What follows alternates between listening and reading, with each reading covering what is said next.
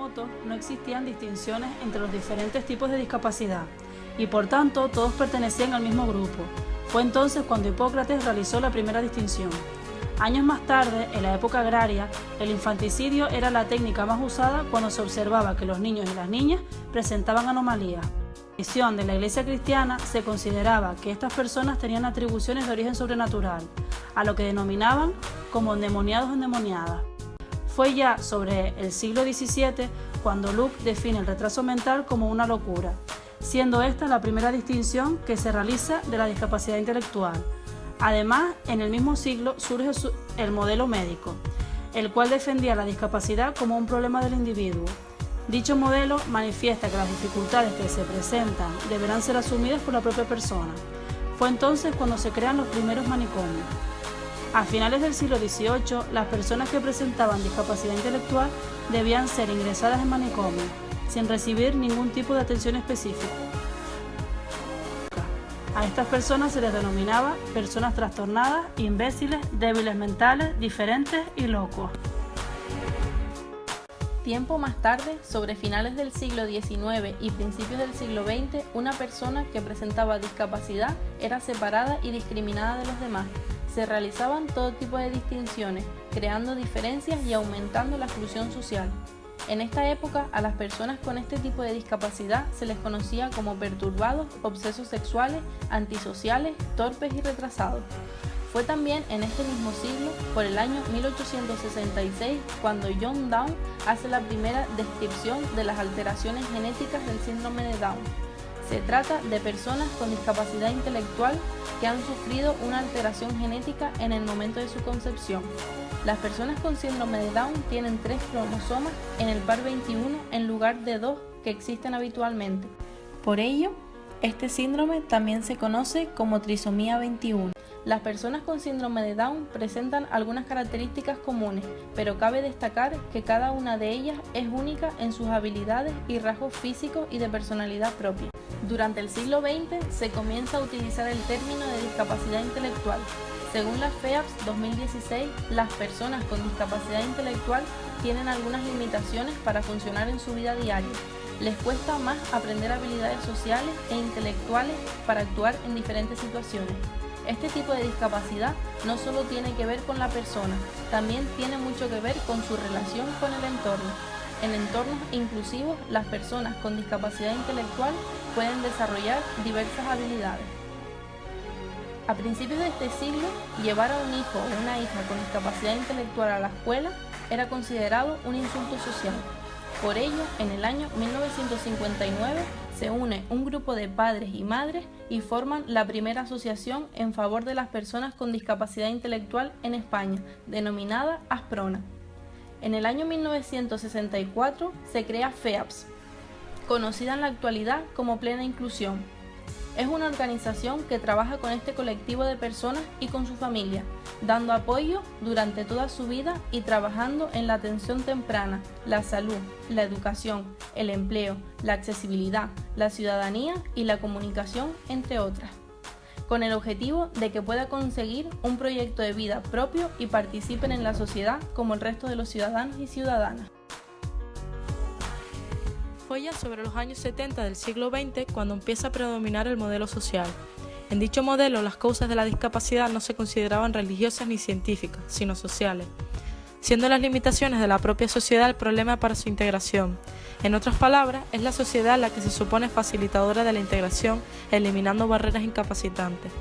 Siguiendo esta línea nacen asociaciones como FEAPS Canarias o Down Tenerife, que intentan mejorar la integración de las personas con síndrome de Down. La sociedad evoluciona y debido al nivel de discriminación y/o desigualdades que han sufrido las personas con discapacidad, se crea la Convención de los Derechos de las Personas con Discapacidad. En esta medida se reconocen que todas las personas son iguales ante la ley, teniendo derecho a una igual protección legal y a beneficiarse de la ley, prohibiendo así todo tipo de discriminación. Asimismo, se quiere conseguir el pleno desarrollo laboral, social y educativo de estas personas.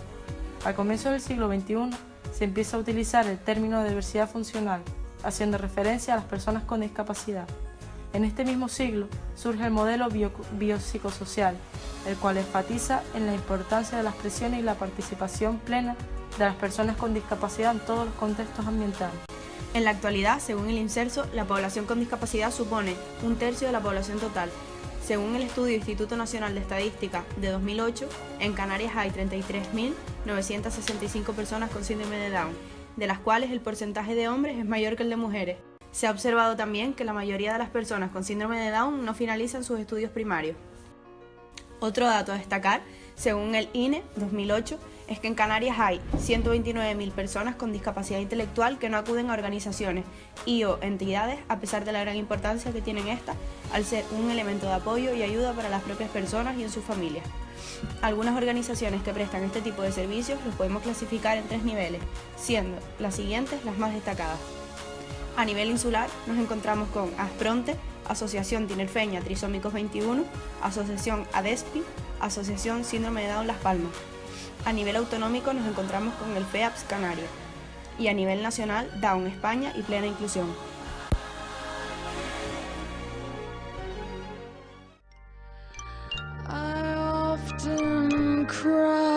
En 1993, un grupo de padres y madres se unieron para crear esta asociación con un objetivo muy claro: la integración plena de sus hijos e hijas en la sociedad.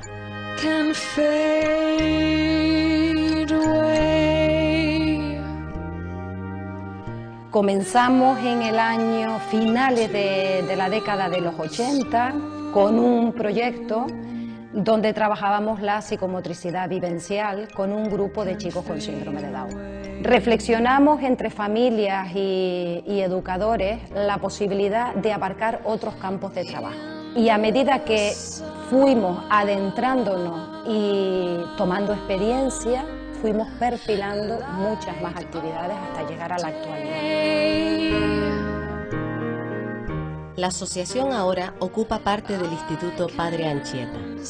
Aquí, todos los días, personas de todas las edades desarrollan diversas actividades: atención temprana, fisioterapia, logopedia, psicomotricidad, habilidades sociales, baile, ofimática, talleres de manualidades, entre otros.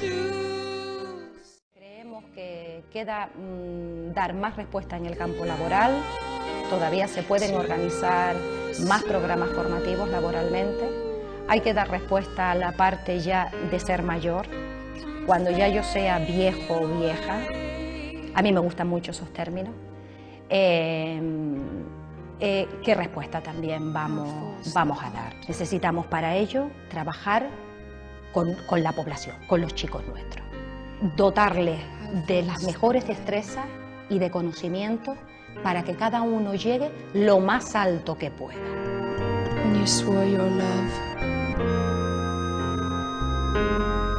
Mundial del Síndrome de Down, varios representantes de diversas instituciones proclamaron un manifiesto en el que decía claramente: tómate tu tiempo para conocerme. Si quieres algo de mí, habla conmigo primero. Tengo síndrome de Down y no soy tan distinto a ti.